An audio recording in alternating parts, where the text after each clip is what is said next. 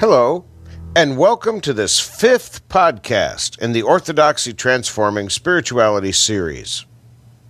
In this podcast, we shall consider more about our first step to spirituality, namely observation. But before I start talking about observation, I want to make something very plain to all of my listeners. Spirituality is very personal. Spirituality has to do with each and every individual, including you. Spirituality is not, cannot, and never has been a group affair. We were born alone, and we shall die alone. In the middle, between birth and death, we have the wonderful opportunity to embrace spirituality. It is each person's own personal opportunity and responsibility to take advantage of this wonderful human life. When we have seen that spirituality cannot be asceticism or hedonism, we will understand that giving things up or indulging ourselves are not the first step to spirituality.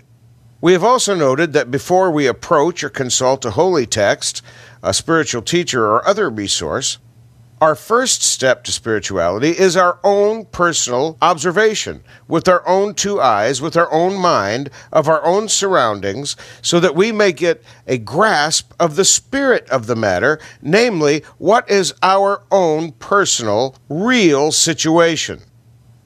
Our first spiritual observation may seem so simple that most people forget it, or they never take notice of it, or they simply accept it as a matter of fact and learn how to adapt. But we, who are striving after a spiritual path, should observe it longer and better than that. This is spiritual step 1, understanding that everything has a beginning and an end. There is no exception to this rule in the universe. Night ends, day begins. The gum tastes good, and then it makes us nauseated. We sit only to quit sitting and get up. We rest in order to quit resting and achieve. Everything around us, pleasurable or painful, begins and ends. This is a highly prized piece of information, and why I am spending 2 podcasts on it. But most people take it for granted and act as if it does not exist, or at least they hope it doesn't exist. When we have a pleasurable experience, we long for it not to end. Imagine a spiritual experience that you have had, a pleasurable experience that you have had, a painful experience that you have had.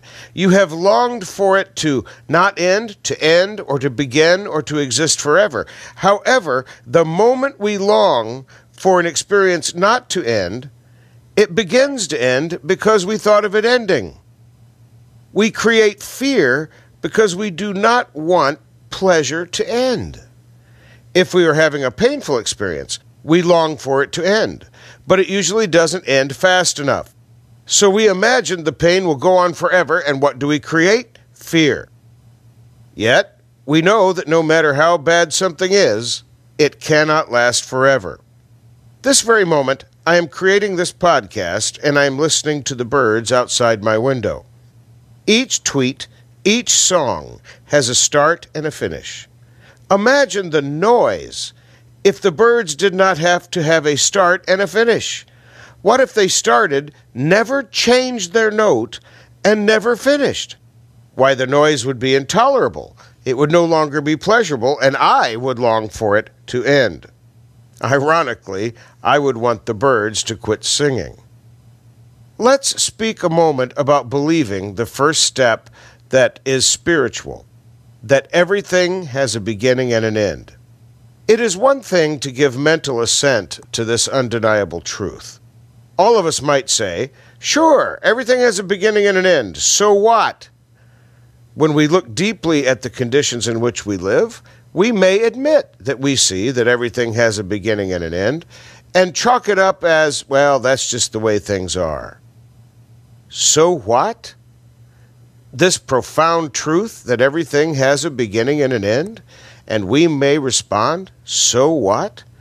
The ramifications of this obvious spiritual truth are nearly beyond measure, and are the most profound of all. If all things have a beginning and an end, it becomes us, it behooves us to apply the truth to ourselves as well. We have had a beginning as human beings, and we have the birth certificate to prove it. We will have an end, and we will have a death certificate to prove it. People spend all their lives trying to get out of ending. They had no choice in their beginning, but oh, how we struggle to avoid the ending, to avoid and delay death. Yet, there is no way to avoid death. This is not a morbid thought. This is not something that should make us feel creepy or want to run from the truth. No, this is just true. This is observable. This is self-evident. When we realize that we are temporary, and we quit fooling ourselves into thinking that we are somehow the exception to the universe, and we shall continue forever, when we accept our temporariness, we have the opportunity for immense growth as human beings, immense spiritual growth. But we first must embrace this first step to spirituality. Now, the other animals have no ability to reflect on this one truth. We are temporary, and we know it. Some shamanistic traditions attempt to teach people to have what they call the dog mind, to forget about everything but this exact moment. However, I disagree with this approach because it cheats us out of this wonderful first step on the path to spirituality. We are temporary. Dogs don't know they are. Birds don't know they are. Cats have no concept. But we do. We are temporary, and we know it. We know that we have a beginning and we have an end. Now, some people find this thought dreadful.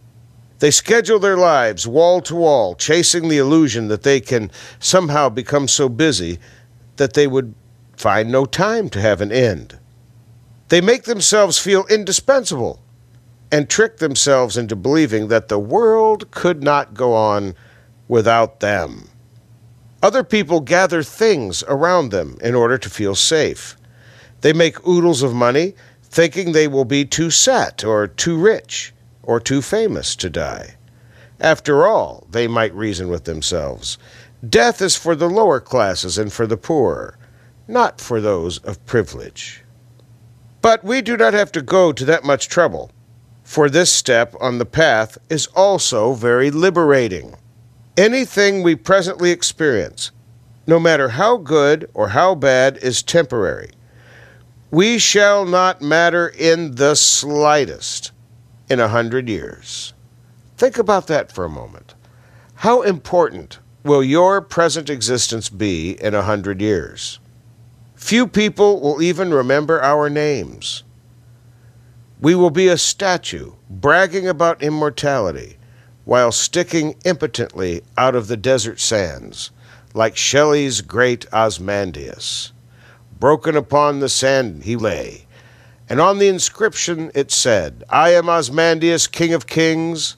Look upon my works, ye mighty, and despair. The first step of spirituality sounds a little bit morbid, and this is why some people decide they don't even want to investigate spirituality. But I assure you, this is the very first step, and all the major spiritual traditions start right here. In the next podcast, we shall see some of the wonderful benefits of taking this first step, looking this first truth right in the eye and observing it wholeheartedly and letting it become part of who we are as human beings. We shall see the benefits of taking this first step on the spiritual path. Thanks for listening, and stick with it. I assure you, you will not be disappointed.